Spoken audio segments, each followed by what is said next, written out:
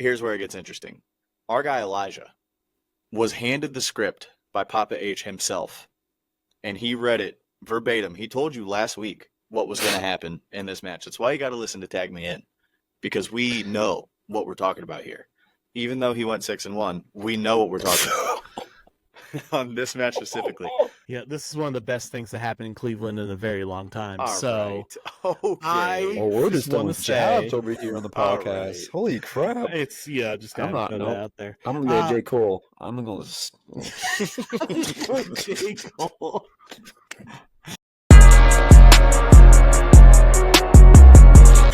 Now we shooting. It's like bloodline member. Yeah, the nasty rivalry with Honolulu Hank the other year. IMFT? What does that mean? my friend Tama.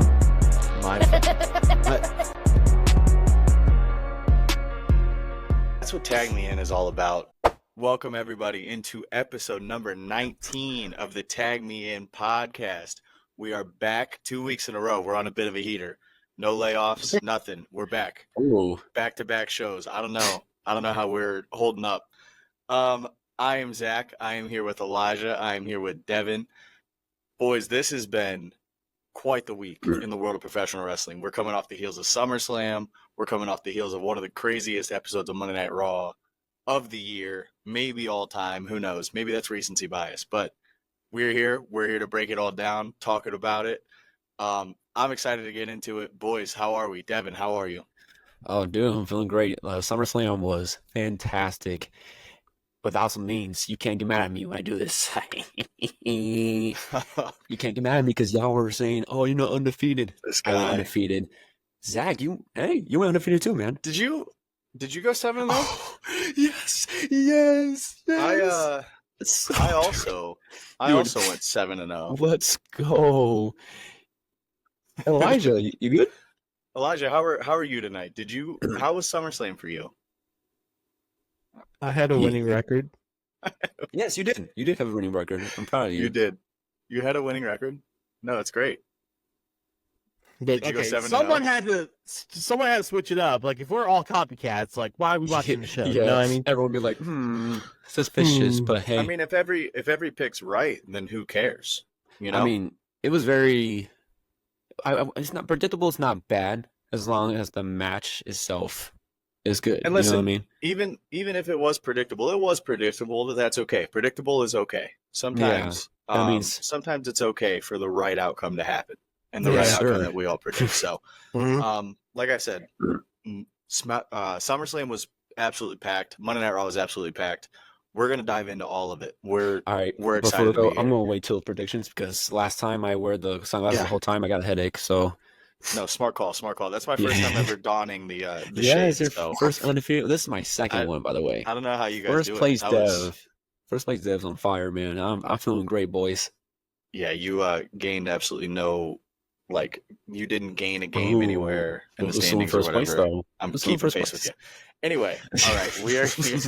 Like I said, we are here to dive into SummerSlam, Monday Night Raw. We're going to be talking about everything that went down. So I'm excited to get into it. But before we go that far, we need to start at the beginning. We are going to do our icebreaker this week. And as you all know, we all rotate questions.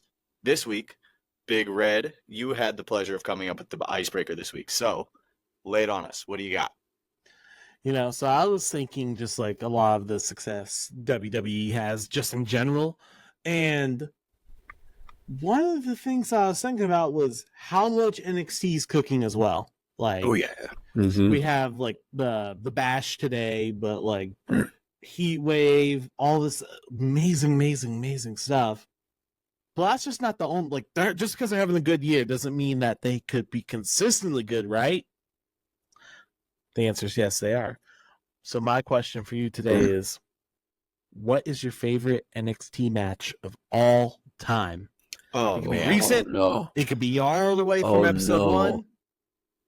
All time is tough. All time. All time is tough. I'll take the initiative to go first, and it's really, really, really, really tough. because I have so many matches that I want to put on there. Like they cook from left to right. Like it's rare for NXT to have a bad pay-per-view or PLE. Yes. If I had to sit there, like, gun to my head, to have to pick one right now, I think I'm going to go with DIY versus the Revival 2. Dude, Toronto. Yes, the 2 out of 3 man, falls. dude. That's exactly what came to my mind. That's a great Yeah. pick. I picked that because that is the match that got me hooked in NXT. Like, my jaw dropped with that. Like, the storytelling with it, especially at that time, the falls, false finishes, them doing their own tag moves on one another. But just the chemistry all 4 of them had combined, it made me fall in love with NXT right then and there. I was like, this is going to be amazing. And not to say they didn't have a whole bunch of great matches before then, but that was the match for me anyway that put them on the map and made me go like, I need to invest in this as much as I can. And then they continued to do so many amazing things on top of that, but I'm going to have to go with that one.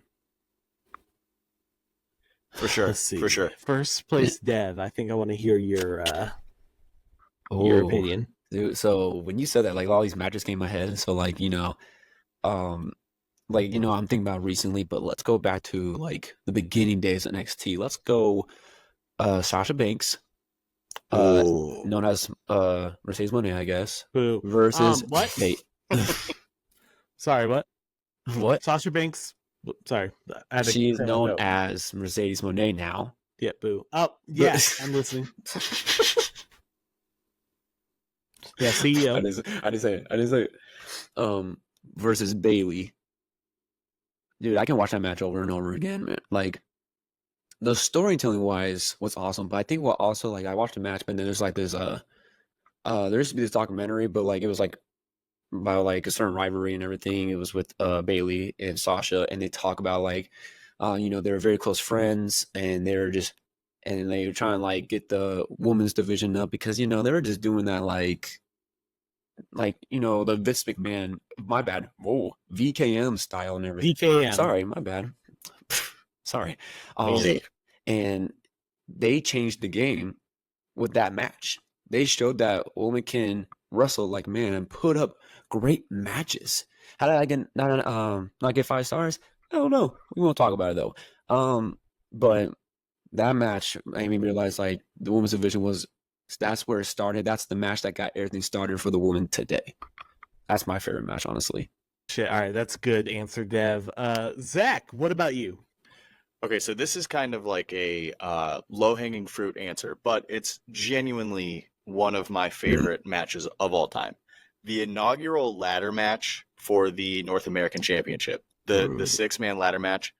Some of the craziest ladder spots I've ever seen in a match. And like Adam Cole, like the right winner was chosen, and just how over Adam Cole was at that time was insane. And his entrance always just got me like so pumped. The shock of the system, like as he was coming out, and just some of the nastiest, like I said, nastiest ladder spots I've ever seen from any match. And honestly, like I had mentioned a couple weeks ago on one of our episodes, CM Punk versus John Cena is one of my like comfort matches. I know I can just like throw that on and like have a good time. That ladder match is also one of those matches. I adore that match because just everybody involved was absolutely insane. Like Velveteen Dream, not a good guy, but in that match was amazing. Adam Cole, amazing. Just EC3, even EC3 in that match was awesome. And like just that match is amazing. And it's one of my most fun NXT matches of all time. So definitely one of my favorites. I do also have an honorable mention. Johnny Gargano versus Andrade. Amazing. Oh, that's match. a sleeper for some people. I think that's a great match. I think it was TakeOver Philadelphia, if I'm remembering correctly. One of my favorite matches of all time. That match is super hard hitting, and NXT Andrade is He's next different. level. He's so good. Well, honorable mention for me, and it's kind of tied for number one for me as well, is Andrade versus Aleister Black at NXT New Orleans. That was Oh, yeah. another one where I was like, Oh, oh my God, that storytelling with that as well. And that one was definitely like in ring was insane. Any of the Ricochet NXT matches? Ricochet Adam was in Cole that is ladder match. another one. that's In that one. ladder He's match in as the well. ladder match. Ricochet. Throw him back. Throw him he- back. Any Yeah. Ciampa or Johnny Gargano matches? Oh man, Yeah, that unsanctioned fight at Takeover. Oh man, that match Chicago. was crazy. Dude. Nakamura versus Sami Zayn. Nakamura's debut at Oh, Takeover that San was Antonio, I Yeah. believe. Fight Forever. That was Oh, unbelievable. NXT Black Gold. man. Oh. I will say, to go a little more recent, we just talked about this today, but Great American Bash last year, Carmelo Hayes versus Ilya Dragunov, one of the coolest matches I've ever seen. Oh, And yeah. then in that same show, the match that made me realize how good Tiffany Stratton was Tiffany Stratton versus Thea Hale in their submissions match for the Ooh. NXT Women's Championship. So we had just talked about that earlier today, so that's funny that that's the question that you had cooked up. You're welcome. Dude, NXT Black and Gold was just, we didn't know how good we had it, man. NXT Black and Gold was the best. Oh, I did. Well, yeah, well, yeah, yeah. Ryder did. And I then knew how good I had it. I didn't want it to go anywhere. it Yeah, went for sure. to shit so fast, dude. Yeah, like, but NXT's back, though. I say Let's it go. every week. NXT's back. And if you left NXT when they went to 2.0, first of all, I don't blame you. Second of all, come on back. NXT is cooking right about now. Come through. I promise. yeah. They're We'll great. treat you well. All right, boys. Great icebreaker, Elijah. Great Oh, yeah, icebreaker. love it. We have a lot to dive into. Real quick, before we get into the SummerSlam review, I had the pleasure of taking my daughter to Friday Night SmackDown this past Friday. My first televised show, my daughter's first televised show as well. First of all, so much fun. There's nothing like a wrestling environment. Like a wrestling crowd is just something different. Like, I've been to plenty of sporting events, plenty of concerts, all that. Nothing hits like a wrestling crowd. Nothing super notable happened on the show outside of Dakota's solo match becoming Bloodline Rules, which eventually led to what we'll talk about. And then we have new WWE Tag Team Champions in the Bloodline. So Tama Tonga and Jacob Fatu defeat DIY, the aforementioned DIY, to become the new WWE Tag Team Champions. So overall, like, Elijah, I'll ask you, I know that we had said that we would be bummed if they were to pull the titles off them so quickly, but is it the correct booking decision? Because personally, I see why they did it. I don't necessarily love it, but as far as booking goes, I understand. I want to cry on the inside. Yeah, for sure. Yeah. Why we got my boys They don't- DIY as fucking transitional champions? I know, it's so But- sad. Dude. I guess it's something I have to appreciate because it was so short-lived, but I understand why they did it. If you're gonna make the Bloodline look super, super like overpowered, you're gonna have them win gold. At the end of the day, and I could see why they did it, and I don't necessarily blame them, but I'm not necessarily happy with it as well because I want DIY to have at least a few months with it, like. Yeah, me too. Make I it was to definitely Survivor Series before losing it. Like, I was definitely bummed, but like I said, from a booking standpoint, I understand like they're building up this bloodline to be, this overpowered group and all that kind of stuff. So like from a booking standpoint, I get it. I will say before we move on, getting to see Jacob Fatu live, what a treat!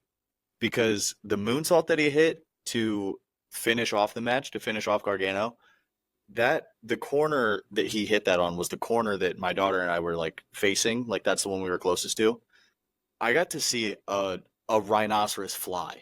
Like that dude is a beast. He's not human. Like I don't know what Jacob Fatu is, but like to stare at that man as he's backflipping onto another human being was nuts. It was absolutely insane. But Rhinoceros fly. I Dude. mean, there's no other way to describe him. He's literally just like a little ball of muscle. I He don't don't like. take cells. He don't take them. It's crazy. Is that your finisher? Cry me a river. Exactly. He Dude, literally- he no sold a Oh. poison Rana. Like what, dude? He, What like are we the- talking about? His braids were down, but then he goes up in that face of his. I'm like, no, he didn't. Yeah. Sick son of a bitch. Oh It was my nuts. gosh, like It was insane. All right. So as I said, those are the two main points from SmackDown that I got to take away. So with that being said, we are going to dive right into our SummerSlam review. Which, by the way, what a show! I just want to say at the beginning of this, I hosted a little SummerSlam party. Had a bunch of my coworkers come over, a bunch of my friends come over. None of them are particularly like big wrestling fans. I would like to say that Tag Me In and myself have brought them into the world of wrestling to where they are now interested. So that's what we're here for, exactly, boys. we're creating fans for life. Let's go. So they all came over. we all watched SummerSlam together. So I just want to, as a broad brush statement before we dive into all these, because I'll be sharing some of their reactions throughout the night. So first match on the card, which I was absolutely shocked, opened the show.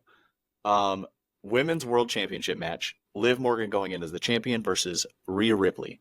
Now, there's obviously a massive story being told here. I said last week that something was happening with the Judgment Day, and it would eventually all come to a head eventually. This match was fantastic. It was hard hitting from the beginning. Rhea Ripley just went like beast mode, popped her shoulder out of place, and then decided to Oh, tackle the announce table to pop it back into place. Dude, Rhea's a beast. Did you see Liv when that happened? She literally mouthed. She's like, "What the fuck?" This So girl nuts. is psycho. I think everyone's reaction was like that. I'm like, Backing oh, up was like, "What the fuck?" As I said, I'm with a bunch of people who aren't necessarily the biggest wrestling fans, so they were looking at me like, "Brother, what is happening here? Like, what is this?" And I'm is like, that "Hey, real? Is that fake? What is happening?" Like, literally." I don't know. All Her right. shoulder looked fucked up to me. oh, dude, it did actually. If you It look looked I was at, like, her shoulder was like, I'm like, oh my god, something that I don't kind of know, like that's just popping her- out a little bit, collarbone. I It don't know looked if really, really Collarbone's bad. being like a great actress or something. It's like, I got you, Rhea. It's part of the art. It was crazy. So, this match was super hard hitting, super intense. I will say, Liv Morgan does end up winning, retaining her championship. But here's where it gets interesting. Our guy Elijah was handed the script by Papa H himself, and he read it verbatim. He told you last week what was going to happen in this match. That's why you got to listen to Tag Me In, because we know what we're talking about here. Even though he went 6-1, we know what we're talking about on this match specifically. So Elijah, I'm gonna pass the baton to you. Give the people the finishing sequence of this match, and then let them know exactly what you said last week, how it happened to a T, exactly as you predicted. Yeah, this is one of the best things that happened in Cleveland in a very long time. All so right. Okay. Oh, we're just just throwing wanna say- jabs over here on the All podcast. right. Holy crap! it's just I'm gotta not- throw nope. that out there. I'm gonna get J. Cole. I'm gonna. J. Cole. I'm a piece Must of be Drake. positivity, man. All right. Must be Drake. Zach. Not me. So Sorry, I'm sorry. Mm-mm. I'm not touching it. what? Cleveland got fucked up. What? All right. That's not that type of show. We're gonna lose subscribers because of you, bro. That's not that type of show. Holy No, shit. me and Paul Levesque, I call him Paul because we're I close call like him Paul. that. We're boys. And also known as Triple H to people who aren't in a circle. I was still shocked when it happened. Like, Oh, I yeah. know Oh yeah. I said like, oh yeah, it'd be surprising, but to round it up, so you have Liv down, Rhea on the ropes, kind of like down, facing Dom. Dom's hyping her up and everything, but you see him push a chair in. You're like, oh no, you son of a bitch. Right there and there, you see the chair slide and you're like, oh, he's fucking God, son of a. So he's like hyping her up everything, like pretty much distracting her while Liv gets up. Liv gets up, Rhea turns around, Oblivion, right on the steel chair, 1, 2, 3, retains. And you think maybe there's a small chance that Dom's stupid, could have done it by accident. There's a big chance Dom is stupid. Just as there's a big as an Dom aside. lies, You're not wrong Dom about lies that. to Make-A-Wish kids. It's fucking insane, dude. Dom's the true heel. And it's on It's on the TikTok. official. It's on the official WWE. So All you the can't- socials. Yeah, all you the can't hide from socials. it. Can't gotta- hide from it. Gotta go to the press to talk about this. Lied straight to it. Straight to a child. Oh, But, so you see that she hits Oblivion 1, 2, 3, gets a championship, rolls out the ring, and Dom lifts her up, and you're, maybe Dom's just that stupid. And then, as I stated before, looks at her, grabs her head, starts kissing her right in front of Rhea, and Rhea looked heartbroken. Disgusting. Even though, Paul told me it was going to happen, it still shook me at the end of the day. Like, I was straight up like, the biggest heel in the company, one of the biggest heels in the company. Like, that was beyond ridiculous. Kisses her, helps her up the ramp, holding her, like all the stuff like that. Turns his back, leaves Rhea on her own. Flicks off the crowd as he's walking out. I don't know if you guys saw that. I did not see I that saw part. that. Oh, Oh, dude. Flipped off the So, whole towards stadium. the end, he just looks at the crowd and just goes. Yeah, And I was like, let's go, He's- Dom, let's go. No, Dom may got a point now. Now he might be slowly winning me over, brother. Dom That- is despicable. He's Dude. fucking despicable. Dirty Dom for real. No, for sure. So yeah, the match went exactly how you predicted it.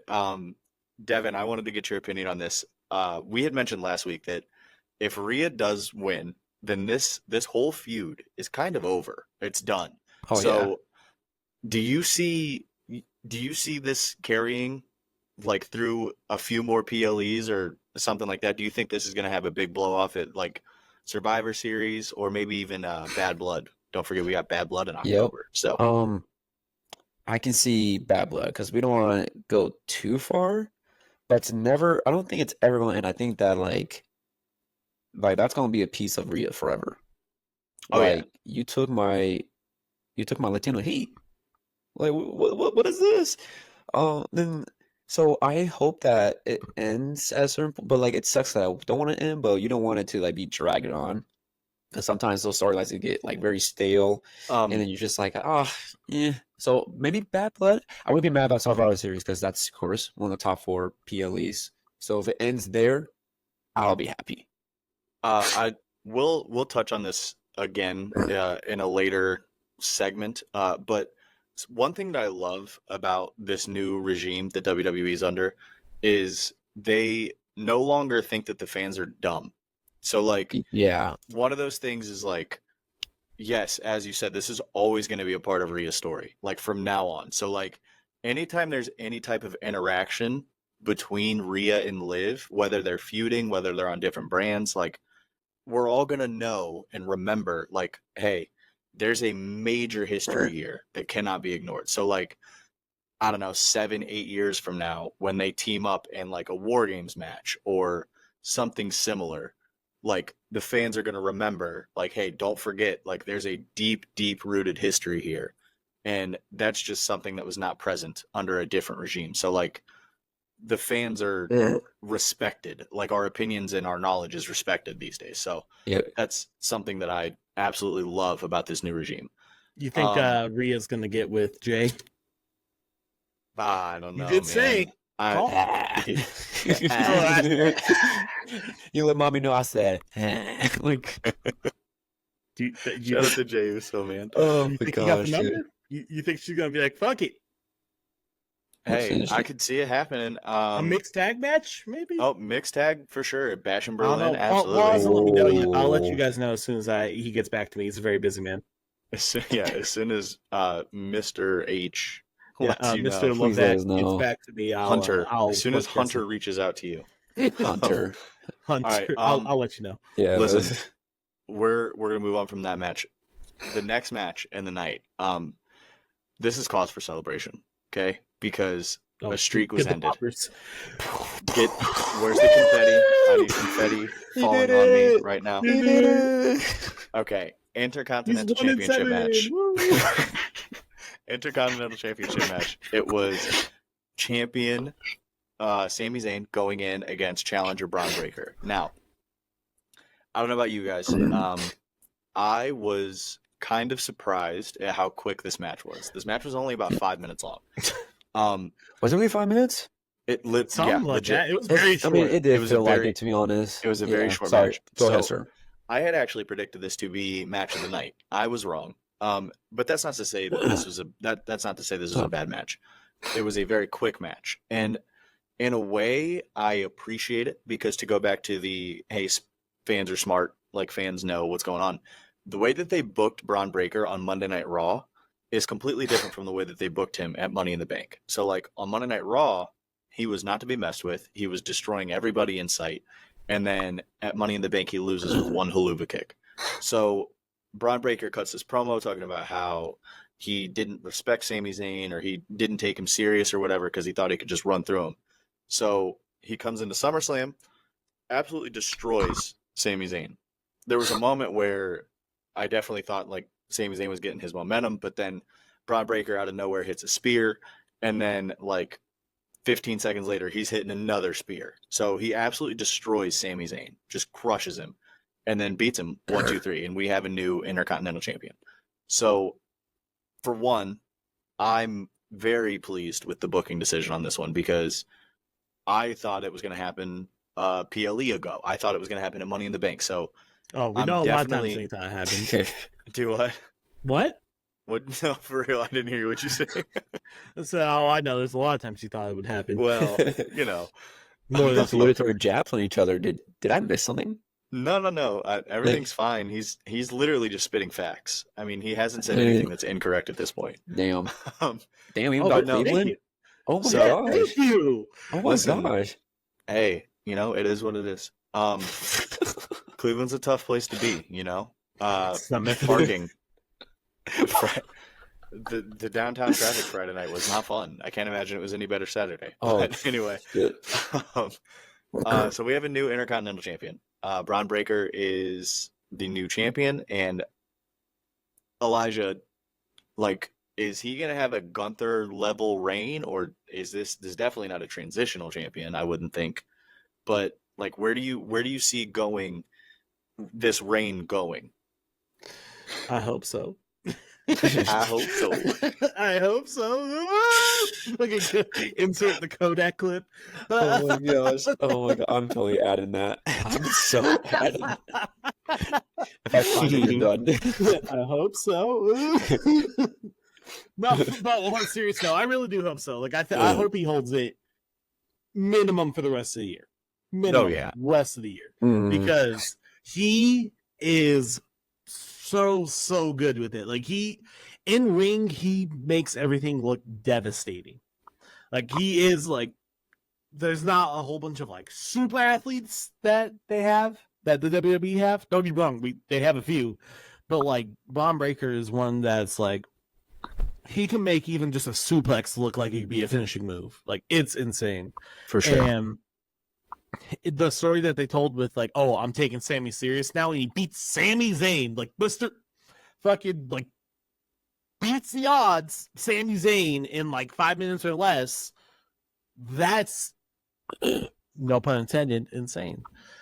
Like that, it was straight up. I was not expecting that because like I chose Braun to win, but I did not expect it. Like I thought it was gonna be a drawn out like 12, 15 minute match. Like they're just going crazy. He finally hits like his third spear, wins, and it's like, no, Sammy kind of got stomped. Like he kind of got ran through, which is insane because he's supposed to be like super resilient. He is super resilient, but just all of the internet people who kept calling him Sammy Hogan, like, you all can shut your mouths now. Like, stop. Yeah, he never I was called Sami that. Hogan. He was and never Sammy Hogan. Like, knock it off. The memes are funny though, but he was The never memes, Sami Yeah. Hogan. yeah, the memes Memes were were pretty funny. The memes are always funny. Shout out the But internet. yeah, I definitely think Braun should hold it for a hot minute, and Oh. I think he will, because now he's taking stuff seriously. Because now he can use this as like a learning experience, like his character be like, "Oh, I'm never gonna take anyone like soft ever again. I'm gonna treat every opponent the same." If he takes everything serious, you're not getting that title off him for a hot minute. Not clean. No. And with that being said, Devin, I'll toss you a question here. Like, who do you want to see feud with Braun first? Can I give 'Cause like multiple I answers? I personally have an answer. Yeah, go ahead. You can give as many as Okay. you want, but I have an So- answer who I have in mind. Okay, so my first person I remember off the bat, Ilya Dragunov. Oh yeah, Like that's those two boom are right gonna there. fight forever. Yeah. Sheamus. We need to see Sheamus back in the title picture. That's a good call. Um, That's a good call. And then actually, you know what? I like those two right there. I think I'll go with just Ilya right there. I believe if you're going to give a run for Braun, yeah, let Ilya go in there and do his thing. And if you give him a title match for the Intercontinental Championship at Bash at Berlin, you're going to see a banger, I believe, with those two because they.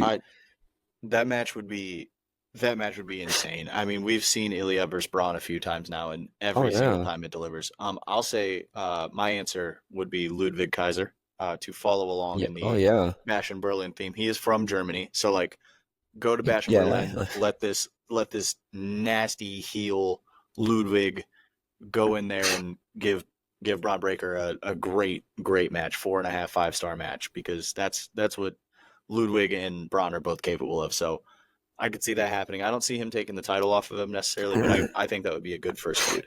I could totally see that too, because I was telling Devin a little bit about this earlier. Like, I could see a world where like Gunther is like, "Hey, like I'm the best like IC champion of all time, and like it needs to be around a prestigious waist. So like, why don't you go get that IC title and like I'll hand it to you essentially. Yeah, you got this." And win, lose, or draw, that'd be a crazy ass story. But just him being like, "We need to bring it prestige again. Here you go." Like let's do this. And then if they for some reason both did win, like even if he had like some like small intermediate like reign, because I went into kind of like booking mode with Devin, so he already knows this. Imagine a world where Ludwig goes in, Gunther helps him win, cheats, and Ludwig wins. He's the new IC champion. But him being a super smarky fucking heel goes like, "I want it by myself." And Gunther's like, "Really? You want it by yourself? Well, Braun has a rematch clause, so go win it. Go retain by yourself, buddy, since you did that. Make me proud." And then, of course, he gets fucking annihilated. Loses in like 5 minutes or less, Sammy style. That'd be hilarious. Comes back without the IC title. It's just like, "So what we learned? You need me, right? You need Mr. Well, I won't get too far into it. Sound like a dad. So what we look. That would be That's hilarious. what Gunther would do, though. You can't tell me he's like, he's like, go get it from this behemoth, this bum. Dude. Go get it from this bum, and then he just fucking loses, and it's like useless. Oh god, that'd be great. Done. That honestly would be hilarious for his character too. I like that booking. And plus, they did that with Braun already with the NXT title, where it's like he lost it and then won it a month later again. Yeah. Like he's won, lost one, and that could be kind of like a, "Oh yeah, I won it by myself." "Oh really? Bet go!" And it gets fucking like 3-minute match tops. Just gets fucking speared. I want him to get speared literally out of his shoes. Again. Yeah, that's like Braun's move. All right. Not only spear, the spear out the shoes. We are moving on to the next match. Congratulations to Braun Breaker, new Intercontinental Champion. Also, congratulations to me. We didn't spend enough time on that. I broke the curse. Anyway, what's the next match? Anyway, next match. I don't know if you guys noticed or not. Red, white, and blue. LA Knight. Yeah. United States Championship match. Champion Logan Paul going in against LA Knight. Yeah. All right. So first thing I noticed from this match was Logan Paul's gear. As a Cleveland Browns fan, that was some of the coolest wrestling gear I've ever seen in my life. I see better. I didn't even notice. I haven't. I've never seen anything better. I didn't notice until like 10 minutes into the match that his kick pads were the same stripes as the Cleveland Browns. Shout out, dude. I don't care. Logan Paul, You're maybe right, I a don't care despicable either. human. Maybe a despicable human.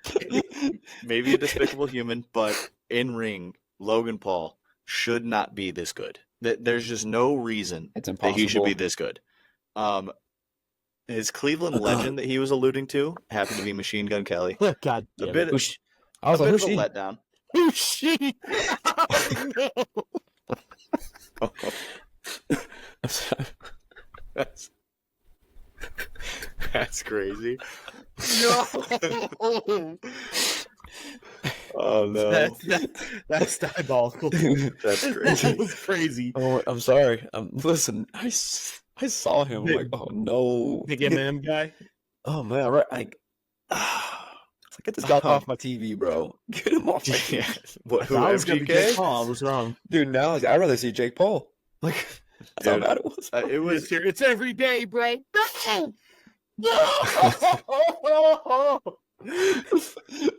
Continue before we The MGK reveal was a bit of a letdown.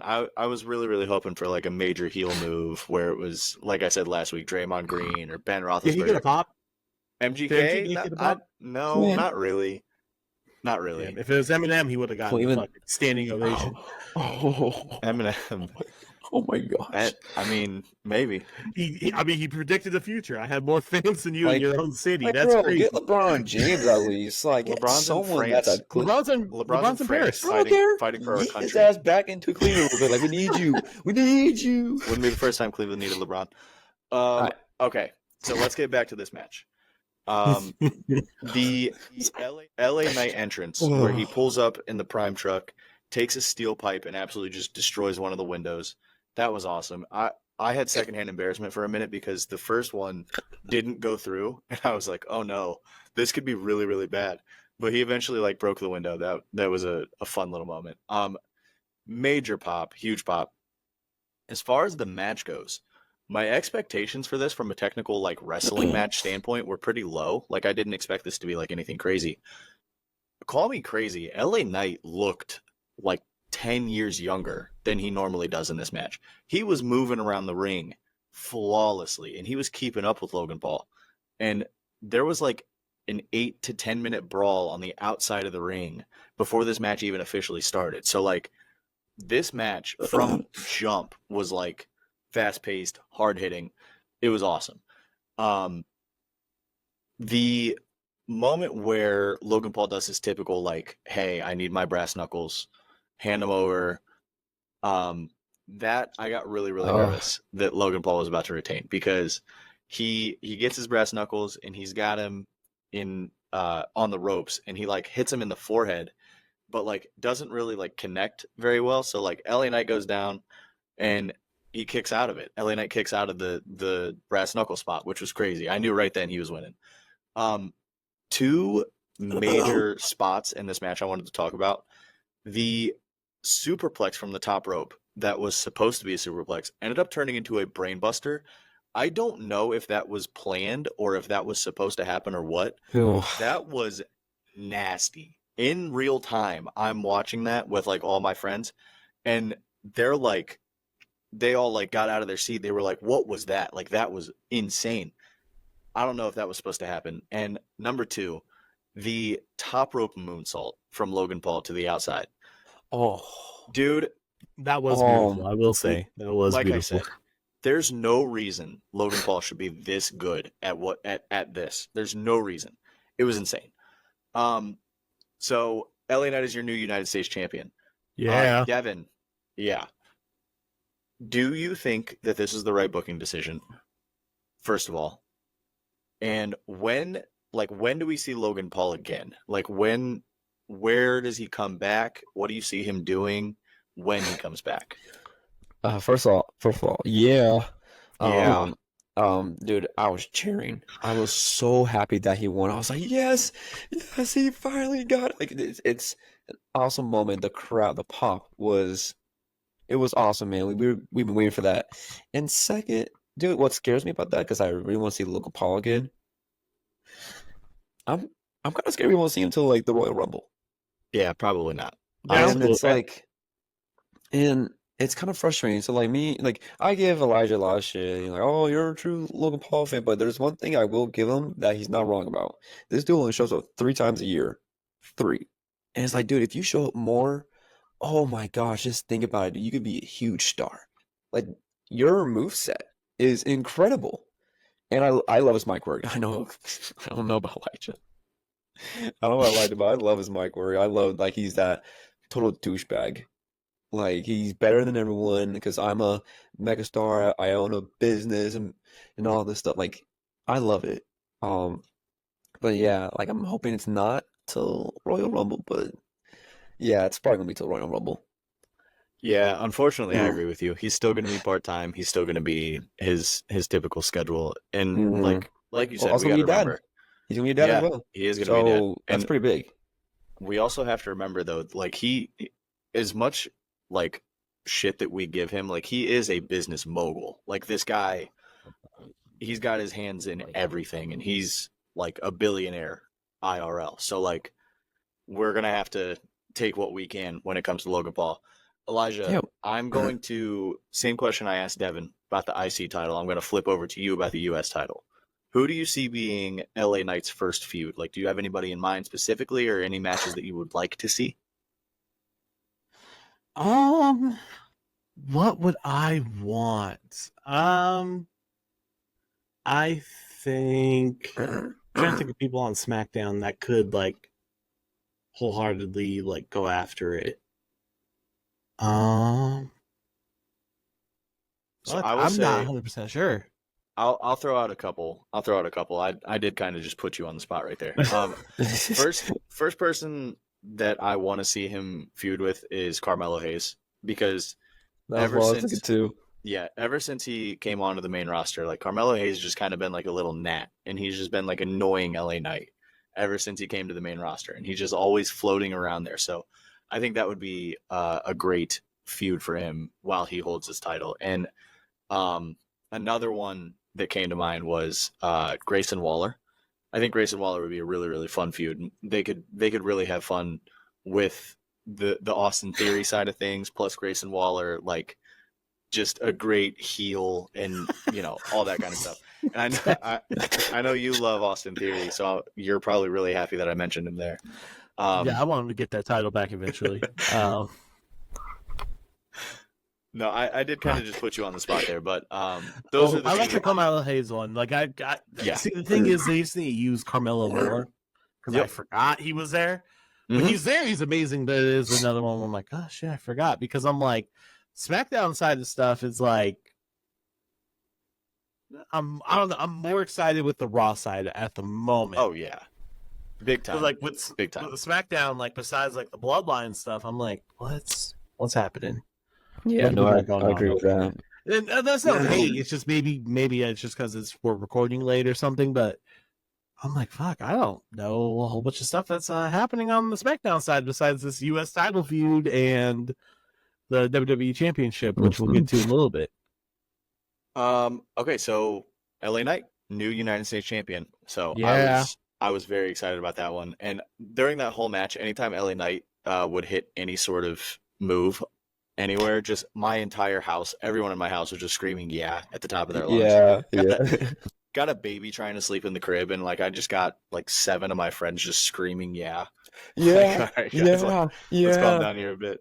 All right, we're moving on to the next match. The next match was the WWE Women's Championship match between champion Bayley against challenger Nia Jax. So this to me was the shocker of the night, not because of the result, but because of the in-ring work.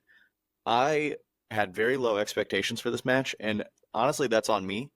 I shouldn't have because Bayley is a veteran at this point who has put on many, many classics as far as match quality goes. And Nia Jax has done nothing but improve since she came back. So that's on me for having low expectations of this match. The one thing that really stuck out to me for this one was when Nia Jax went up to the top rope and Bayley powerbombed her. Like, she straight up picked up Nia Jax, and it wasn't like a fall off the top rope powerbomb. She legit picked her up, walked to the middle of the ring, scared me a and little bit. slammed her to the ground. Like, shout out to Bayley. That was hella impressive. I got a holy shit chant. Oh yeah, big pop. Oh Big pop. So there wasn't too much that happened in this match that was like super noteworthy. The only thing that like really comes to mind is Tiffany Stratton did make an appearance, Miss Money in the Bank. She did come out, and I don't think she ever intended on cashing in. I think that it was strictly just a distraction to help Nia Jax get one over. And what it took to put Bayley away is the other thing that I wanted to talk about. Nia Jax hit 2 annihilators to put Bayley away because Bayley kicked out of the first one. Well, I guess it took 3 total, but she hit 1. Nia Jax hit 1 annihilator. Bayley kicked out. I think that's the first person to kick out of the annihilator since Nia Jax has been back. So Bayley kicks out of the first one. A few more minutes go by, and then eventually Nia Jax hits this sequence of moves where she hits back-to-back annihilators, which eventually puts puts Bayley away. So we have a new WWE Women's Champion in Nia Jax. And I don't know. Personally, I think it's the right booking decision. I think that it was time to pull the trigger on Nia Jax. I know, Elijah, you thought the other way, but you had a little scenario as to why you thought that, so I don't blame you. The question that I wanted to toss to you, Devin, with Tiffany Stratton teasing the cash-in, do you think that she eventually cashes in on Nia Jax, or do you think it's a situation where Nia, as soon as she loses the title, whoever she loses to, that's who Tiffany cashes in on? That way the title can stay in that group of 2 ladies. I think she is gonna cash in on Nia when she's not expecting it, and we're not gonna know when either. And it's gonna be a big pop because it's gonna be like she wins a match, but it's a grueling match, and she's barely standing. You know, the classic like, I just had like the longest 40-minute match of my life, and then the song pops. Oh, dude, you're gonna know right there, like, oh my gosh, she just betrayed her friend. Oh my god, she just did it. She smacks her with a briefcase, and then she does her the prettiest moonsault ever. Oh, dude, that's gonna be insane. Like, I hope it is. I wouldn't be mad if she went over to Raw and did it. I wouldn't be mad. Yeah. I mean, But that is still a possibility. Sometimes I forget in my head, like, Tiffany Stratton can just pop up on Raw at any time. Oh yeah. And it's just something that I feel like hasn't happened in a while. So like, yeah. If Paul, sorry, he's not my friend. I'm sorry. Yeah. I'm sorry. I call him Paul. Oh, I'm sorry. If Triple H, like, kind of because he's teasing that, oh, she's gonna do it on SmackDown. What if like just one random Monday Night Raw, like the classic Batista attacked Edge, and you just hear Tiffy, it's Tiffy time. Oh like, gosh, oh, on a Monday Night Raw, bro. I think CM Punk was he on Raw at the time, or was he on SmackDown when he cashed in on Edge? I think he was. Edge. I think he was a SmackDown. It was something. I think like it just caught everyone off guard, and it's like, oh my gosh, he's gonna do it. So I think if Triple H plays it right, dude, he's gonna get it. It's gonna be a big pop. I'm thinking it's gonna be on Nia. Yeah, I tend to agree with you. I love Nia Jax and Tiffany Stratton together. I think they're such a cool duo. I don't know, like great duo. Those two together just like works for me. So I've really been enjoying that. Elijah, do you have anything to add to this match? I know that you picked Bayley, but I don't know if you wanted to add anything. Me and Paul didn't talk about this one. I was in the writers' meeting for that, unfortunately. But get the guess. Like crap. Yeah, I was running late. I had a couple other businesses, TMI business to attend to. No, it was a really, really good match, and I agree with you, Zach, where it definitely overperformed, and I'm really glad about it. And the crazy thing is, I think that was probably Bayley's best title defense. Oh yeah, for sure. Unfortunately, it was her losing it, but I still think that was her strongest title defense. 1-on-1, nor the triple threat. 1-on-1. Yeah, ignore triple threat. 1-on-1. That's probably her best title defense that she's had. if you take the triple threat out from Backlash, then it's no question her best title defense. No question. Oh yeah, for sure. All right, congratulations to Nia Jax. If you're keeping score at home, that is now 3 new champions. So SummerSlam was a very, very impactful show. Okay, the next match that followed was the special guest referee match.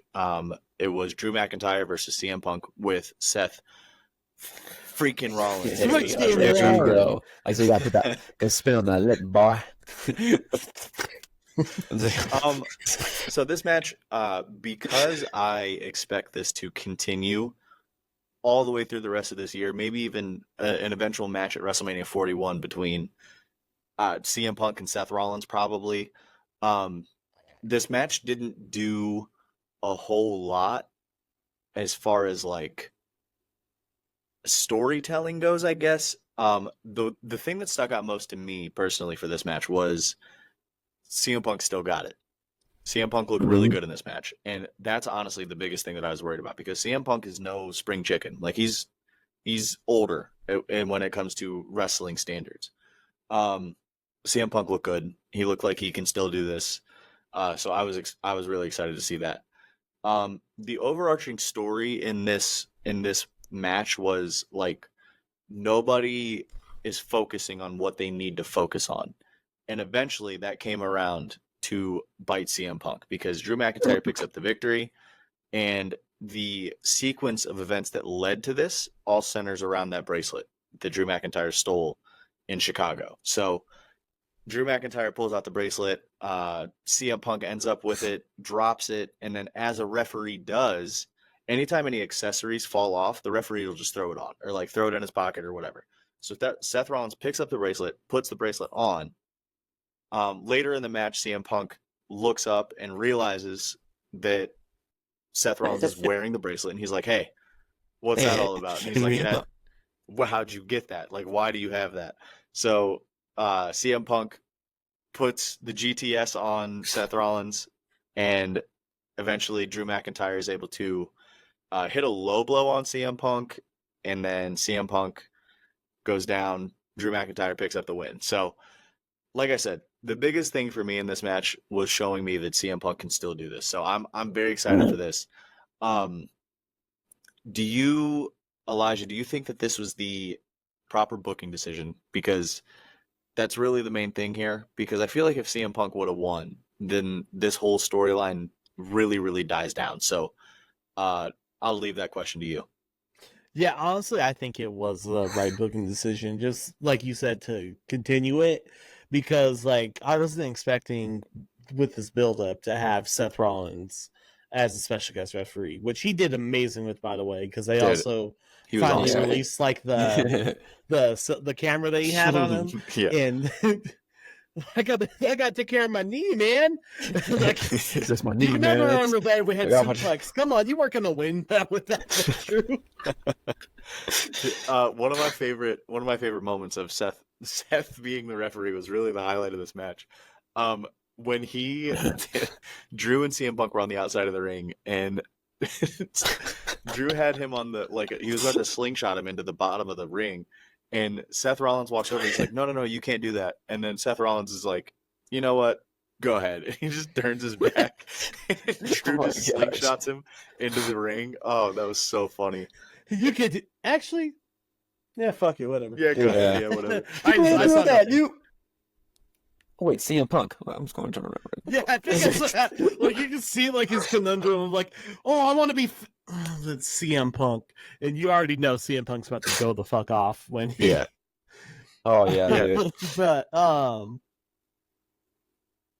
I think it was really the right decision at the end of the day. They did everything really, really well, and I was entertained the entire time. So overall, like with the story, like, was he a little too obsessed with the bracelet? A little bit. Like, it's like, win the match and then get yourself back. Like, you can't be like, what is that? You son of a! It's like, just win. You had the match won. You let it get in your head. So it's like one of those things where it kind of got a little too crazy with that. But besides that, it was amazing. I loved it still. Devin, how nice was it seeing CM Punk back in the ring for a singles match? I was actually before his song came up. It's like, oh my gosh, I'm about to watch CM Punk wrestle in the Yeah. WWE. I never thought I'd see it again. So it was, oh, dude, he got that pop too. Everyone's singing a song. Yes. It was awesome, and I think IWC can literally fuck off. Everyone needs to chill out. Like, he was awesome. Now, was he perfect? No, because he's what, 45 or something like that. Like, Yeah. he's so, but there's plenty of guys who are at that age and still doing great. So I believe that he did a great job. Him and Drew had that. It was a great match. Seth, I'm pretty sure Seth's been practicing being the special guest referee now. He did so good. I will say though, he messed up because when like the wrestlers in the corner and the guy's like popping in like 1, 2, 3. Yeah. He went to 5. He went all the way to 4. 5. It's like, But- that's disqualification. But also, we there don't should care. There should We have been don't plenty care. of disqualifications. Beat him up. Beat him up. He also did say, he's like, you just gotta follow my rule. Yeah, That was that's the true. only rule. That was the There's only only rule. one rule about Yeah. about Fight Club. There's rules. I will say this. I do agree with you guys. That damn bracelet pissed me off because so I think he won the match 3 times, if you really think about it. He had it on the Anaconda Vice, which, oh my gosh, I was waiting for that move. And he was right then. He goes, like, what are you doing? Make him tap and then take it. What are you doing? Yeah, Yeah. look at dragging off his unconscious body, and you're like, yeah, fuck you. We're on, Yep. and I got my bracelet back. Yeah. Like, you win-win. Yep. Do whatever you want. And then he had him he was ready to do the GTS, and then he looks at Seth, like you said. He goes, like, with that crazy eyes, what are you doing with that? And Seth's like, oh, crap. Like, and Yeah, then you dropped it. He's like, what? He's like, are you messing with me? It's like, Seth's like, just fucking wrestle, bro. Stop it. He was going off on him. What are you I doing? love watching. I love listening to it on TV because you can hear the wrestlers. So he's Yeah. like going off on him. This is my ring, my company. I want you the hell out of here. And I'm like, oh, he's going off. And then just hits Yeah. him the GTS. Like, why? Yeah. Well, the other part of Seth being the referee was that, again, that the camera footage, like the in person, the POV. Yeah. And I know you- CM Punk was down. He was like, if it's too hard, you could just quit. Yeah. You can saw retire it. if you want. I'm not You going leave to it. stop you. If you want to quit, you could just let me know. I'll let you know. I'll end the match now if you just quit. I just love how all 3 of them hate each other. We need a triple threat Oh yeah. very soon. I do think the end goal is the Seth CM Punk match that was teased way back in Right. Survivor Series. Like, I believe that's the end goal of this whole thing. But Yep. yeah, these 3 are going to be intertwined for the foreseeable future. All right, we got 2 matches left. The next one that followed the CM Punk Drew McIntyre match was the World Heavyweight Championship match. This match was between champion Damian Priest and challenger Gunther.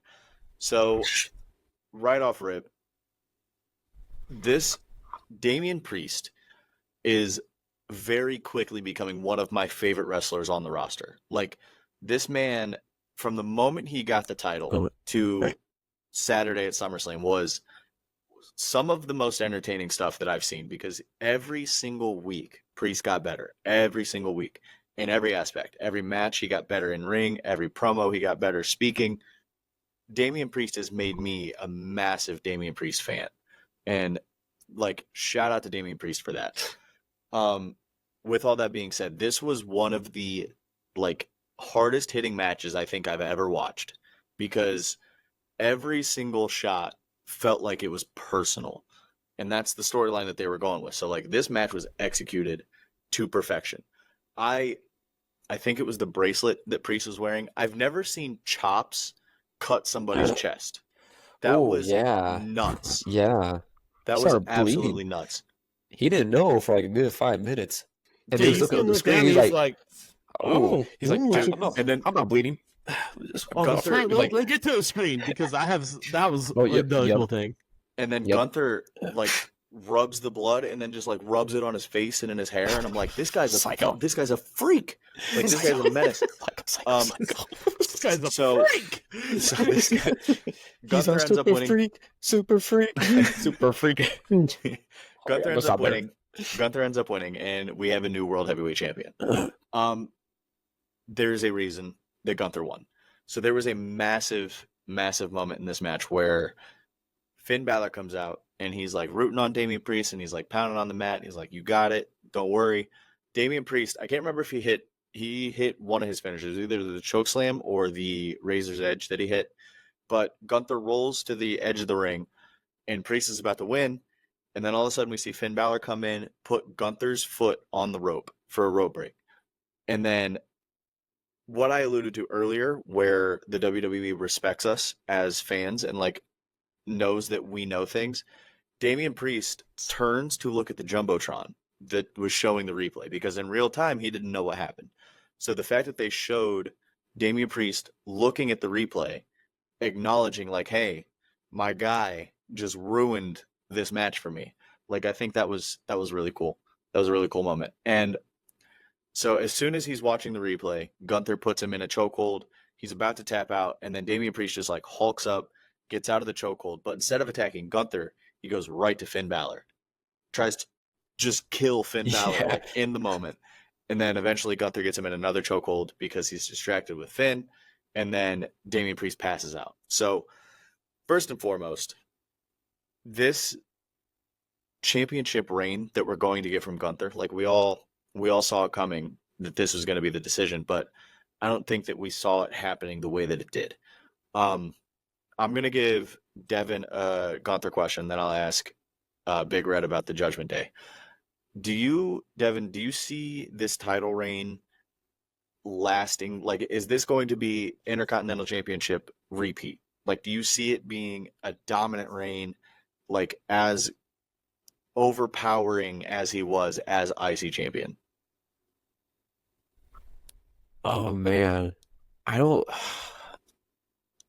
think we'll get his 666 day reign, but man, we're gonna get a cool run with him, because what they did with him with the IC title was historical, and he had banger after banger after banger. I think he had the same thing with the world title, and I can see it go for a long time. Of course, he has a match already at Bash at Berlin, which we'll talk about later. But I just love how much he's grown from the guy from NXT UK to now being the World Heavyweight Championship. I'm so happy that he won. The way that he won, though, I felt so bad for Priest. I felt so bad for him. I never felt bad. Like, usually I don't feel bad because I see it coming. I'm like, oh my gosh. Because it's like, like when you guys did that to me, I can imagine, like, you're my brother, man. Screw me. Like, so, but no, I hope Gunther has a long reign, man. I agree. I think he's going to. We're looking at a year plus, I think. So I'm so excited to see Gunther as world champion, because what we're going to get with the world championship that we didn't get with the IC title, like Gunther is now going to be going against main event levels, like of talent, whereas the IC title is a mid-card title technically. So I'm so excited.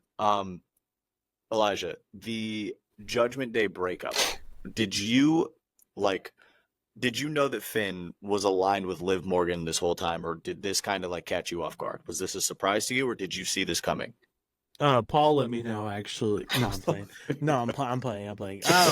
No, honestly, because like the dumb thing we could see, the Finn thing, that kind of threw me off, because like right after the Rhea Liv match, Damian Priest's obviously very pissed, and he's like, "Did you know about this?" And like Finn's like, "No, I didn't." He's like, "Where's that little prick?" But like the fact that he immediately went to Finn, and like Finn even looked a little pissed, like, "Why'd you assume it was me?" It kind of was like, "Oh fuck, can he do it?" And then the actual turn itself was very, very, very good. Like, it pretty much brought a new light into the Judgment Day. Where they go with it, we'll see. But that turn, like, I really do like heel Finn Balor. So we'll see how this goes, and I think they're going to do something magical with it. He was so evil when he stared at him. The whole storyline. Oh my gosh. Yeah, I love how you said, dude, like, it gave me chills. I was like, dude, why are you starting because like especially like when he looked at the Titantron, not Titantron, like the screen for the replay, because even he was like, "How the fuck did he kick out of that? Like, that's usually like a winning move. Like, when did he put his foot up? I didn't see." Oh, Finn put his foot on there, and like, just the realization of like your best friend screwed you over. That it was like almost heartbreaking. It was like hard to watch. You're like, oh, you sick son of a bitch. And like honestly, that's a good thing with the Judgment Day too, because a lot of them are now like, oh, you motherfucker, like you just had to do that, didn't you? Like, you guys are evil. Like, it's not just like, oh, we are the bad guys and you are the good guy. It was like, no, they're like evil now. Oh yeah, so they're pieces I really of trash. They're pieces of garbage. And I hope they book them well. All right, so that match was amazing. Honestly, we'll get to it later, but spoiler, that was my favorite match of the night for sure. Okay, we got one match left. It was the main event. It was the WWE Championship under Bloodline rules. Mama Rhodes. So it was champion Cody Rhodes going in against Solo Sikoa. We have a formula as to what Bloodline rules is now. We've had two of them. Cody Rhodes is 2-0 in Bloodline rules, which makes a lot of sense. So he's now the tribal chief. That's crazy. Yeah, it's crazy, bro. Hey, speaking of, so no, we have a formula as to what Bloodline rules is. You can expect a lot of interference. Like the match starts off, like a normal match. Maybe gets a little bit violent, but then you got a bunch of interference as soon as somebody's about to win, and then we're 2 for 2 on major like returns or debuts or entrances or however you want to phrase it. But this match wasn't anything like special. It wasn't anything significant until Cody Rhodes was about to win. And then as soon as he is setting up for his crossroads, we get interference by the new WWE Tag Team Champions, Jacob Fatu and Tama Tonga, who break up the fight. And Tongaloa, yeah, you're right. Fucking missed the corner. With his, oh my god! It's because he's blind. It's because he's blind. Like, this dude has one freaking eye. He has one eye. Honestly, gosh. Honestly, I didn't catch it in real time until I watched it back, and I was like, "There's no way." Thing I noticed, I was like, "God damn it!" I was like, "There's no way." I want to like you. I want this so bad. The eye patch is working for me. Ever since he got the eye patch, I like Tongaloa. He looks cool. Yeah. No, he looks don't ask him to do any moves. Just stay power slams and punches. That's all you can do. Dude, stick to power slams and punches. He's actually like I said, all right. I didn't notice that in real time, but when I watched it back and I saw that, I was like, "You've got to be kidding me!" Like he's doing this on purpose. It's Kevin Owens. He's probably like, "Oh my gosh, not again! You literally watch it again. What are you doing?" So we had those three come out for Solo's side, and then like you said, Devin, it was Kevin Owens and Randy Orton that came out to assist Cody Rhodes, and then everybody eventually exits the ring. They start fighting in the crowd or whatever. They leave, and then there's a moment where like both Cody and Solo were laying down, and then boom, music hits. Which, by the way, new music, same song, different music. Acknowledge your tribal chief. Roman Reigns is back. Roman Reigns is back. Our tribal chief is back, and boy, he got the pop he deserved. Like, shout out to Cleveland. They showed up. I was worried. I was nervous. He got the pop he deserved. And Roman Reigns comes down, does his 10-minute entrance. Some things never change. Like brother, like you're interfering in a match. Like get to the ring. Can you run? Are you gonna help me? It's like when you had the Hardy Boys helping you, but they gotta do the little dance first. Do it like no, but Jeff, get out! Stop! Roman is back. He has new merch, OTC. We have learned since that stands for Original Tribal Chief. So, respect. Roman is back, and buddy, SmackDown needed it. I'm so excited. I'm so excited for this upcoming episode of SmackDown, strictly because Roman Reigns is going to be there. So Roman Reigns comes down to the ring, hits a Superman punch on Solo Sikoa, goes to the corner, hits the loudest ooh-ah of all time before he hits his spear, spears the hell out of Solo Sikoa, and then Cody Rhodes is on the ground still, like watching all this happen. He looks at Cody, he gives him a little nod, and then he leaves. Cody Rhodes hits Crossroads, 1, 2, 3, still champion. So, first things first, Solo Rhodes crying still like a champion. little baby. That was also Yeah. my favorite part at the very end, where he's just That was- "No!" No, that was awesome. Oh, dude. So I'm so excited Roman's back. I love the fact that he didn't touch Cody. It just like leaves everything in the air because he's not like on Team Cody. Like that's for sure. Oh, Because yeah. he, like man, he's obviously not on Team Solo. So like everything is still very murky when it comes to the bloodline. We don't really know where Roman stands in this whole thing. So it was awesome. Devin, did you like is the bloodline rules match stipulation, does that work for you? Like we know what it is now, but it also like I don't know, it wasn't as good as the WrestleMania one in my opinion, but it's still like it works.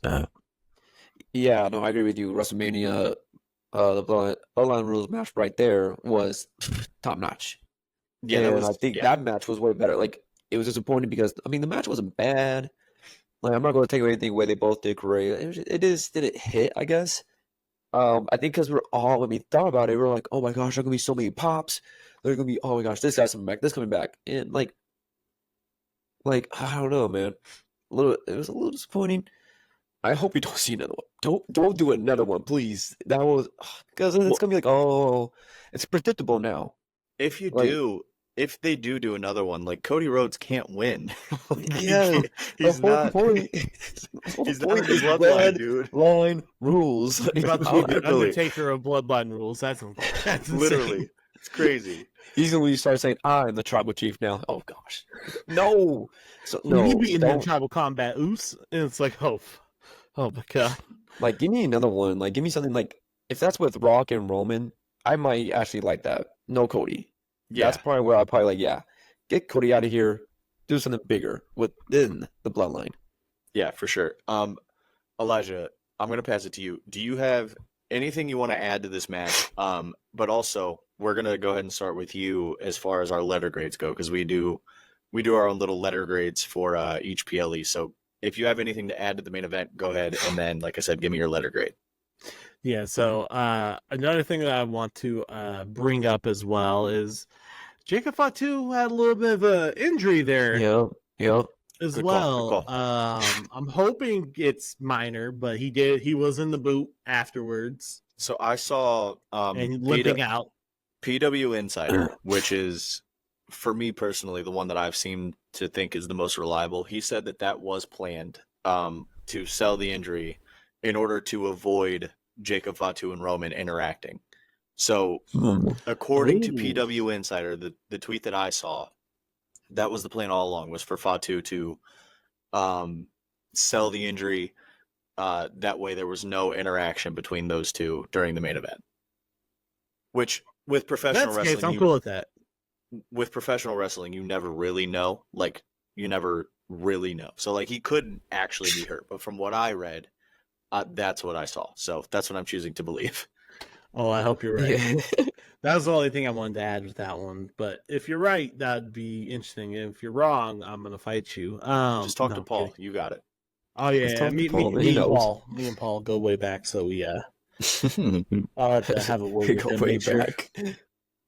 But as for a letter grade for SummerSlam, I got to give it an A. I have to give it an A. Like, honestly, this was probably my favorite PLE of the year. Yep. Completely. Oh I yeah. agree. And then, Like, the best one they have done so far. No match made me like go like, oh, it was okay. Like, every single from beginning to end was amazing. Like, even the Logan Paul one was really, really good. Which, but I like Logan as a wrestler. I just show up 3 times. I don't really want to see you anymore. That's my whole stance for that. But, or show up 3 times as champion is more where I stand with that thing. But that's a whole other discussion. I honestly, like, just from top to bottom, was beyond amazing. And, the stories that they've told with each match, the Roman return at the end, which we've been like fiending for since after WrestleMania. yeah, It like put like the perfect bow tie on the end of it. Like, it was beyond amazing, and honestly my favorite PLE of the year. So I'm right there along with you. This show is an A plus, best PLE of the year for sure. I mean, I guess WrestleMania kind of is like you could count WrestleMania, but that's kind of like its own thing. Um, and then I'll take it a step further. I think this is Triple H's best PLE since he took over booking. I feel confident in saying that. So yeah, I'm right there with you. I'm giving it an A plus. Every booking decision, although predictable, made sense. Like I said, predictable is okay. It's fine to Yeah, you don't have to the right surprise us answer. all the time. Exactly. So, Devin, go ahead. A plus as well. Yeah. Dude, that SummerSlam was awesome. It's like you said, every match, I wasn't really like, man, this is stupid. Like, no, every match was this awesome. is Like, boring or something. Yeah, like no, it's straight up. Like, no, nothing was boring. This there was is, beginning there, to end. I was entertained. yeah, like it's like you said, the storylines made it like, oh my gosh, like this happened, this happened, this happened, and just nothing ever really like stopped the momentum. So I enjoyed it. I was happy with how it went, and like Zach said, this is probably Triple H's best booking in a PLE. Yeah, for sure. Yeah, so that's SummerSlam 2024. Shout out to Cleveland. Like I said, Cleveland really showed up. I was super nervous for the crowd because open stadium shows always tend to have like a quieter crowd. But my little brother was there. From what he said, it was an absolutely insane environment. Heck yeah. A bunch of people that I know were at that show, and even people that I was watching the show with, obviously, like they were saying stuff about the crowd and all that kind of stuff. So shout out to Cleveland. They really showed up and showed out. Okay, so we're going to be moving on to Monday Night Raw. So as you two know, for those of you that may not know, the Raw after WrestleMania tends to be the biggest television show of the year. That's where a bunch of returns happen, a bunch of debuts happen. The matches are usually really, really good. All that stuff. So I think that the Raw after SummerSlam is gunning for that title because this episode of Raw was unbelievable. It was such a good episode from beginning to end. There was one or two low points which we won't hit, but like everything else was fantastic. The show opens up with a Gunther celebration. New World Heavyweight Champion. You know, there was no confetti, but like all the glitz and glamour. Ludwig Kaiser does his typical like introduction, duh, ring and get around. Ludwig's the best. So Gunther's out there and he's talking, cutting a typical Gunther promo, and all of a sudden, Randy Orton's music hits, and like for me personally, my jaw hit the floor because he's a SmackDown guy. Like he's supposed to be on SmackDown. Why is he on Raw? So Randy Orton comes down to the ring, and as I have mentioned a couple times, this new Triple H era, they acknowledge that fans are not stupid and we're not just puppets who forget things. If you think back to King of the Ring, Gunther defeated Randy Orton to win King of the Ring, but if you remember, it was not a super clean finish at all. Randy Orton had a shoulder off the mat. The ref didn't see it. So technically, it was a dirty win, a dirty pin. And the fact that they're acknowledging this, not only acknowledging this, but turning it into a storyline, giving it justification for a championship match, I personally think is huge, massive. Like the fact that they respect our knowledge of, storylines and what's happening, I think that is huge. That match is going to be so good. So Randy Orton versus Gunther is confirmed for Bash at Berlin. It's going to be such a fantastic match.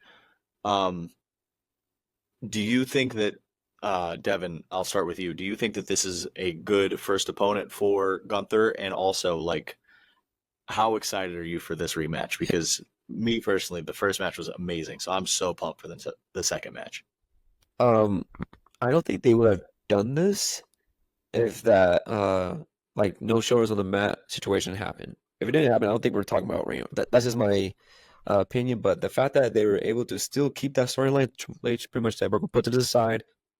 once Gunther wins, Randy's gonna go and face you because it was a great match at King and Queen of the Ring, and it ended weird, but just overall the whole match was awesome. So we needed another one, and I think it's a great first opponent for Gunther. This is a legend in the game. This is a first ballot Hall of Famer who is trying to also get the record for the most championships.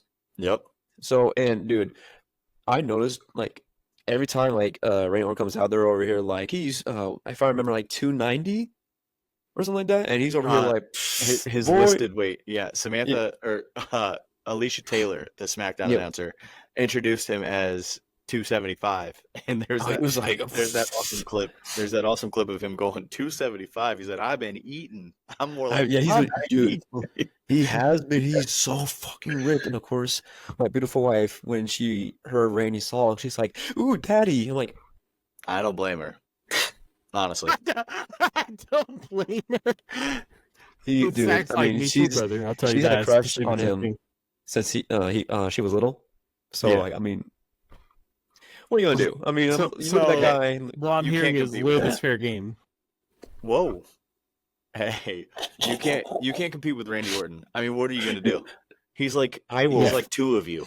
I'm gonna look at him From like, out of "What's up, nowhere, bro? too. What's up, bro?" He's just From gonna out- push me and then RKO me, and I'm gonna be like, That was speaking of from out of nowhere. That was a really cool moment. After like they stopped talking into the mics and the camera picked it up, but Gunther was like, "Hey, just so you know, like absolutely nothing catches me out of nowhere. Like nothing." "Ooh, And ooh." Randy Orton was like, "That's okay. I'd rather you see it coming anyway." And like just that moment was so cool. Okay, the next big point that happened during Monday Night Raw, Elijah, I'll let you run with this one, but Seth Rollins interrupts a CM Punk promo. So CM Punk was in the ring just basically saying what I said during my review of the match. CM Punk still got it. He proved to himself that he can still do this. Like he's still the best in the world. You know, CM Punk is still that guy. So he was basically hyping himself up. And then Seth Rollins' music hits. He comes down to the ring, interrupts him, and they're jawing back and forth and basically like the whole thing. But whenever they're done talking to each other, Bronson Reed makes an appearance, and he decides to absolutely destroy Seth Rollins. He killed him. He hit six six tsunamis. Which, for those of you that are unaware, Bronson Reed is what, 320 pounds, 330, 330 or something. Something around that area. And the He can tsunami move. is where he can move. He jumps it's a off the top rope. splash. It's a top rope splash, and literally he hit 6 of them on Seth Rollins. So Yeah. Seth Rollins in storyline, maybe in real life, was deceased. taken to the hospital to be evaluated for. Dude, Dude, the way it looked, Yeah. the way it looked, I don't know. Bleeding internally inside. Internal bleeding, X-ray, CAT scan, all that jazz. So do you guys know that picture of Squidward where he's just his face is completely flattened? That was Seth Rollins afterwards. Yo, dude. And what's crazy about his move, he like pushes himself off the top rope. So it's not like he goes on the top rope, balances himself. He literally pushes himself off the second rope, so gaining more height and more power coming down. So yeah, nope. Seth Rollins ate 6 of those. So that's insane. Seth Rollins is a He died. Squidward. Fucking just... so Elijah, Everyone's my like, question no. my question to you, does this do anything for you for Bronson Reed? Because I don't really know your opinion on Bronson Reed as a whole, but like, are you now interested in what Bronson Reed has to bring to the table? Like, where do you see this going with him? Yeah, I've always liked Bronson Reed. I thought he was always cool, but this definitely, like, I think will elevate him because taking out a top guy like that is insane. Like, how do I put this? It's kind of like the Brock treatment where it's like, oh, if you're gonna do that, like, you might as well have him beat these like former top guys. Like, make a name for yourself. And I feel like the story that they could do behind that is amazing. Like, they could just be like, you guys ignored me, like, after, because we haven't seen them since like that IC triple threat. Yeah. to my Not knowledge. not consistently. He's had a couple matches here and there on Oh, Raw, yeah, but nothing but- nothing significant. Yeah. But like thrown to the side, like he had his like one title shot, didn't win. They're like, okay, whatever, mid card. And I feel like this story could lead to be like, no, you guys forgot about me. So like, let me help you remember. Seth Rollins, he's done. Like, Yeah. maybe next week he takes out another top guy where it's like, Ooh. oh yeah, you think they're gonna cook and do something? Nah, you're done too. I'm done playing these fucking games. You're gonna put respect on my name. And Yeah, that would be insane because if they do that and like, let's say if he goes like, puts his sights on someone like Braun Breaker, that could be devastating. That would be so awesome to have a feud with them. Or hell, if he wants to take out main event guys, fuck it, give him a title against Gunther. Gunther. Yeah, I'd Oh watch my that. gosh. Even if it was just like a Raw challenge, like something challenges it on live television, like that match would be amazing too. So I feel like it was probably the best way to elevate his stock more because we already know he could be a beast, but he's never really taken out top stars. And for him to do it convincingly too, because it wasn't like Seth Rollins was coming in like hurt. He didn't wrestle at SummerSlam. So like he was pretty fresh and he whooped his ass like definitively. Like that speaks volumes. I want to see where it goes from there. One more thing I want to add on the Bronson Reed situation is that's the type of thing that will get you so much heat with like kids. So like I was watching Raw with my daughter last night, Addie, and she was like screaming at the television. She was like, why are the refs not getting him? He's hurting Seth Rollins. So like that's the kind of stuff that like, oh dude, like that Devin was saying the same thing too. He had the Seth Rollins hat on. He's like, please get him out. Please Get him out. No, I was please because stop. they would have pulled out of the ring, like, get him out of the ring. No, literally. no. And then they let back away. Oh, no. Yeah, like I thought he was gonna hit 3 and that was gonna be it. And then also he goes, double it. Dude. So I'm like, no, I started you laughing. can't drag him out the ring now, please. Dude. You're gonna be dragging out a corpse if you don't get him out right now. And then he hits another 3, and I'm like, it started getting funny because he's over here like, Right. It's kind of one of those things like, no one's gonna stop me. All right, Yeah. And then, 5, dude, I would've you're like, no. I would have grabbed his legs, like, no. He gets to a point. Get up. He gets to a point where he gets It to the would've top cracked rope me. and he's just breathing heavy. I guess I'll do another one. Yeah, He's fuck, like- you guys are stopping me. Oh, Yeah. bro, I would have fucking died. This would have turned into a comedy spot. Is if he goes up to the top rope, they're trying to get him down, but instead they accidentally pull him down onto Seth Rollins. It's even 10 times worse. It's 10 times worse. It's on his face. Oh no! Yeah, the Totally. insert Squidward picture just fucking flattened. That'd have been faces. so funny. All right, so we'll jump back to Devin on this God. one. So this Judgment Day storyline obviously continued into Monday Night Raw. So it started off JD McDonough. I was unfamiliar with his bag when it comes to speaking into a camera. JD McDonough cut such a good backstage promo vignette against Damian Priest. Like I was edge of my seat during his promo because it was just so good, and like I guess it's more or less I just was unaware of how good he was on the mic because I was like I had to rewind it so I could watch it again. Like it was that good.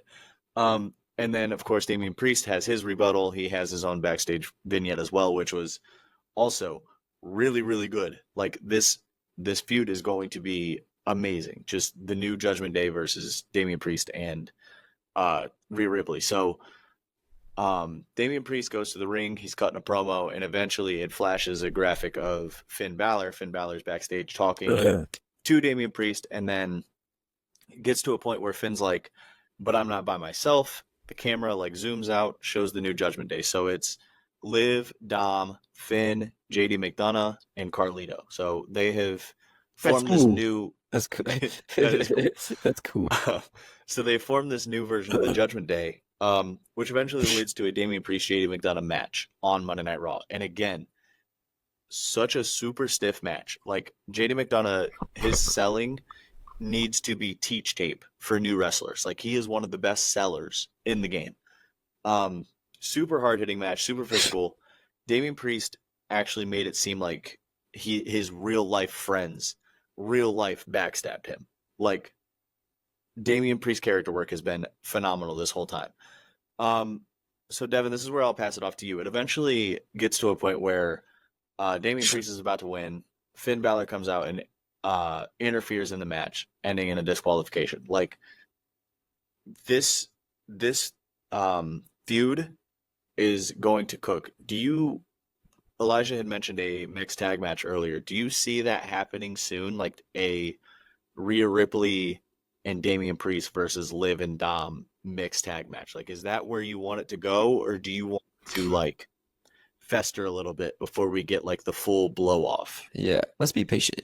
Let's stay patient because I think one thing Triple H does is make us wait because we're so used to VKM going for it. Just we're going to do it now. So what I like is make us wait, make us really like earn it pretty much. Let the story do its thing. What mixed tag team match? I think that would cook.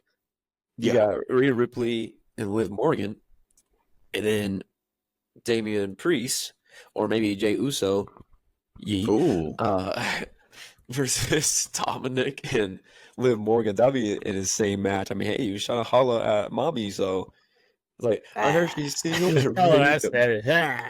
Dude, that was oh my gosh, So good. dude. This storyline is it's just the beginning. I like that they kind of surprised us with like, is the Judgment Day dead, or is it we got new members in it? And the fact that like with Finn's promo was happening, and then like boom, you got like Carlito, JD, Dom, and then Liv. I was like, oh my gosh, that's how you introduce it. That's how you get the crowd like shocked. Like, okay, we still got the Judgment Day. We still like, and I like this Judgment Day. I don't know why. It's kind of interesting to me. And you got babyface Damian Priest and Rhea Ripley, who are, dude, they're great as babyfaces so far. So Oh over. man, Damian's promo in the ring was awesome. Oh yeah. Did you hear the pop? Did you hear the pop that Damian Priest got during Oh my his gosh, I was entrance to the match? shocked. I was kind of scared he wasn't, but dude, he's definitely got the respect of a lot Damian of people. Toretto. He's introducing us to his new family. I mean, hey, Damian Toretto. and also he had that documentary, so I think the timing was perfect too, because you felt bad for this dude. Like this dude was homeless. He was living in his car, sleeping on church steps, just trying to make street it trash, as Gunther would say. And he won the feud. That's crazy. Damn Gunther, man. Right? No, I'm playing. Dude, I'm so sorry for this feud. I'm ready for it. They need to do a Finn Balor versus Damian Priest custody of Carlito match. That's cool. That's cool. Like which faction gets Carlito? Like that's got to be the I don't ultimate think he prize. wants to win. Like you pin me. No, you pin me. No, you pin me. It can't be for the title anymore. So they gotta fight for something. Gotta do something. Oh, dude, too funny. All right. We're jumping into our last segment of the here. So the main event of this show was the Wyatt Six making their in-ring debut. So it was the Wyatt Six. 3 members were Joe Gacy, Dexter Loomis, and Eric Rowan. As Uncle Howdy kind of sat off to the side, Nikki Cross sat off to the side, sitting in the rocking chair, watching the match the whole time. So it was the Wyatt Six going against Chad Gable and the Creed brothers, who are calling themselves American Made. That is their faction name. That's gonna take some time to grow on me. I don't love that name. New theme song. New theme song, which Def Rebel, shout out to you. They made a theme song where the crowd could still fit a "You Suck" in there. Oh gosh, so thank you. Great job. Thank you. It's so hard. Thank you. No, we don't do that dead. anymore. That's dead. We don't do that anymore. Yeah. But no, so the match honestly like wasn't anything like super memorable or anything like that. I will say, Joe Gacy. I love Joe Gacy and his feud with Dijak in NXT right before the draft. Like Joe Gacy's been cooking. So I'm so glad that he was one of the ones in the match. again, this match wasn't anything special. It was more of like a, um, I don't even know how to word it. It was like not a tribute to Bray Wyatt, but like a head nod, like a hey, like we acknowledge what happened in this building when the Wyatt family made their in-ring debut. Like this is a full circle moment, and it was honestly like very very poetic. Elijah, I'll toss it to you because I know ever since the Wyatt Six was formed, you've been all over it. You bought their merch the day it dropped. So Yeah, literally. I know how much you love this group, so I'll let you run with this. But that entrance was so cool, so freaky, so eerie. I loved everything about it. So just like, what did you, being the giant Bray Wyatt fan that you are, and how much you love the Wyatt Six, like, what did this match do for you? Like, what did this match mean to you? I mean, honestly, it was very, very awesome to see. Like, I was definitely hyped from beginning to end, and their moveset I was not ready for. Like, it's a lot of like Dexter Loomis, let me throw you over. Dexter Dude. Loomis, let me power slam you onto someone. Like, it was unique. Like, that's something like I appreciate it because it's something that I haven't seen before consistently. Can I interrupt you really quick? I think that a really important thing that happened in this match is they didn't wrestle in their costumes. I think that that's huge. The fact that they removed the headgear and actually wrestled like as themselves, that just like shows me that this is a gimmick that is here to stay, not just something that's like a sideshow. But I wanted to throw that out there. I think that's a really important little detail. No, I definitely agree with that because I feel like it would have been it wouldn't have ruined it, but it'd been a little interesting if it's like you got Joe Gacy in the pig mask, Yeah. he's still wrestling in the pig mask, doing ricochet moves, bouncing off the doing ropes. ricochet, hanging upside down, mask still on. It would have been interesting, but I definitely love the fact that they're acknowledging that, like, yes, these are wrestlers that like became a part of Bo's family. Yeah. And it was super super good, and like, you know, I know it sounds like very basic, but I really did appreciate it. And then the sequence afterwards when they won and just having them like be together and have the lantern and everything again, like, that will never get old to me. Like, Oh yeah. I know Bray is looking down very very happy with how everything's turning out right now, so I deeply do appreciate it. And yeah, I'm excited to see what they do. It sucks that American Made has to get their ass whooped consistently, but hey, you know what? They can bounce back. They will. It's kind of the Wyatt Six time right now. It's that outcome had to happen. Like, this had to be a Wyatt Six showcase, essentially. If they would have lost right there, it would have killed it. It would have. I don't know if they could bounce back from that. Like, who is They would have shot themselves in the foot immediately if they lost. Oh, dude. And some people already think they hurt them. Like, that story, like, what are you talking about? Yeah, it's like, what, did you expect them not to wrestle? Like, they have to. Yeah, literally. They have to wrestle. They The are only thing I wrestling. say is don't go after championships. They don't Yes. need any championships for this. For Besides sure. that, I think they should wrestle. Yeah, and like I said, I'm so happy that they wrestled as themselves rather than, you know, like Huskus the pig out there. Like, Yeah. They wrestled Did not Joe rebrand- Gacy, Eric Rowan. Yeah. Like, Yeah. By the Like- Eric Rowan impressed me in this match too. Like, because he's not young. Like, Eric Rowan's not young. He's, But he's up there. He looked like he was moving really well out there. And he did the Luke Gallows. No, not Luke Gallows. Help. What's his name? Luke Harper. His boy. Luke Harper. Yeah, there you go. Luke Harper. Luke Gallows. So disrespectful. Yeah, I Like, was he did like a- the OC. He did the tribute, like the over the top rope move that he always used to do, Senton. where he like slingshot himself over and did a front flip onto the guy. That was a really really cool moment there. A lot of people think that's always about Bray, but we have to remember Luke Harper was a big part of the Wyatt family. Oh yeah, Luke Harper, Eric Rowan, yeah, like the original Wyatt family. The fact that Eric Rowan lost Dude, two of his boys, like, Yeah, I feel That's so tough, bad. man. I feel so bad for him and Braun Strowman because yeah, they just having those like surprising, like very unexpected. Yeah. Dude, when I Yeah, heard that that passed Brody Lee away. passed away, I was like, Yeah, because he wait, was on top. Like he was going crazy in AEW. Like yeah, I remember he was exactly where I was. I remember I went to I was at Zoo Lights. Funny enough, lights. no, bro. And actually, I swear to God, I think it was when you and Kayla got engaged. Is when that day, which is wow. no way. Yeah, you sick bastard. Why would you have? No, I'm just kidding. No, it was, no. Brody Lee passed I didn't away. figure out That's till a great day. afterwards. But Dude, now that makes I me think sad. 'cause I was literally like sitting there, getting ready to leave, and it was just like AEW star Brody Lee, formerly known as Luke Harper, has passed away from like complications. I was like, what? What the fuck? Like, what do you mean? And like, the tribute that AEW did for him was awesome, very, yeah. very, very good. But at the same time as well, like, we should remember him in WWE as well, because Luke Harper was a really dope character too. Very well written out, very talented in the ring, and like he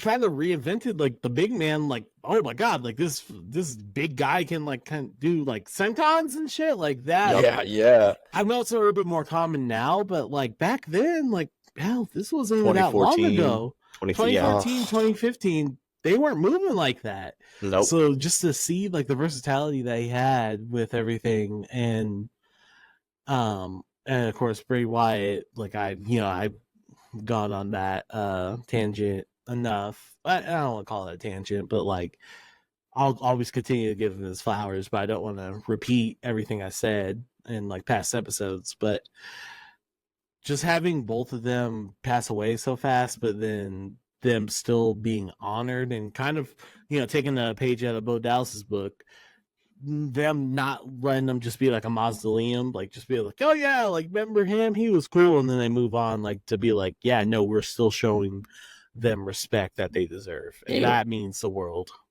just in general. For sure. So that match specifically was awesome. That was a nice little Wyatt Six showcase tribute to everything that they've built so far. But I'm super excited to see where that storyline goes. And I'm sure you guys are as well. So with that being said, that is a wrap on this episode. Like I said at the beginning of this episode, professional wrestling had quite the stretch. With SummerSlam, Friday Night SmackDown kicked it all off. SummerSlam, and then Monday Night Raw was the best episode of the year for sure. So, professional wrestling's cooking. We got people requesting to be on this show. Like, that's no joke. That's pretty cool. Next week, I do believe we will be having a special guest. So get buckled up for that. I'm excited about that. To all of the fans, thank you for coming along this ride with us.